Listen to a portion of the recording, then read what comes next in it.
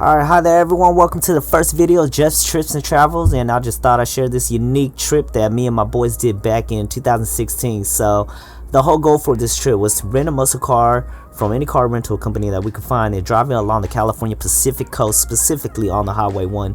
So I remember back then, because I was only 24 and wasn't at the legal age to be renting a car by myself, but also at the same time I was leasing this Mercedes convertible SLK 250 and figured why not take it. So hence the only white car that really stood out of the group. Firstly, we started this off in Sacramento and then worked our way up towards the coast.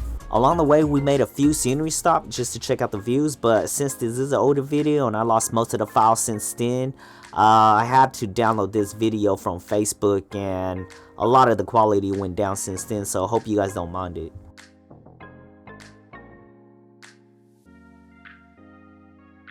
So at this point, it had felt like we were really driving straight into the clouds. Once we got into this point, we were really high up and you couldn't see anything over this cliff.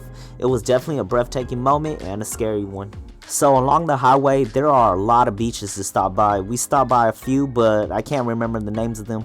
But anytime you could get out from driving and get some fresh air and a stretch is definitely a plus. So we ended our day at Point Arena Lighthouse. This is the same lighthouse that was filmed in Need for Speed, just except that the day we got there it was overcast and foggy, but here's a few photos during the daytime that I found on Google. So after the lighthouse, we ended up going back to Fort Bragg, where we spent the night, had some food. So upon our stop in Fort Bragg, we decided to grab some dinner and we decided to stop at this place, North Coast Brewing Company. It's a bar and grill.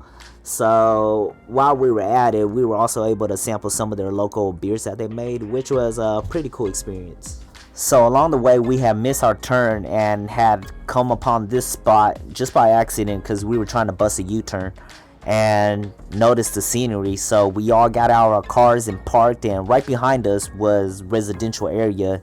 So the people across the street got out and started taking pictures of us. Now I don't know if it was because we were all driving fancy cars and whatnot, or maybe it was just weird that people were parking in front of their house and taking pictures of the ocean. So yeah. On the second day, we packed our things and decided to head back home. We were given two options. One was to go back the same way we came, or two would be going the opposite direction, which would lead us into more forest with twists and turns. And of course we chose number two.